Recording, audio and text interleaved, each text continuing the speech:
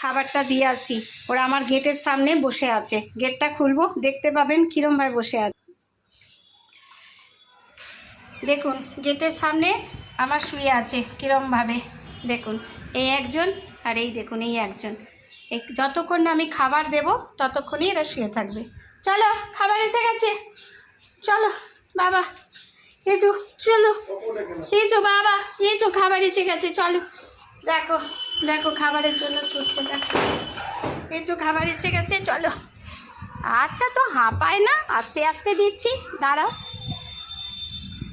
নাও দুজনে মিলে খাও, মিলেমিশে খাও, দুজনে মিলে খাও।